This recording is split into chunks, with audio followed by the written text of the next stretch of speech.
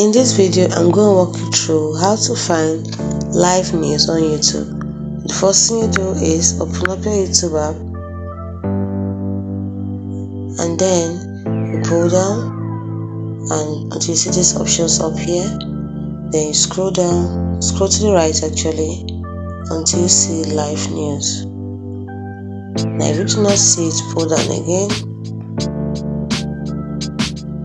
and then you scroll to the right. If it's not still showing, what you can do is tap on the compass icon, tap on news, and then you see all the news, trending news. And once you through that, you go back, but pull down to refresh the page, and then you tap on live, and you're able to see all the live news on YouTube.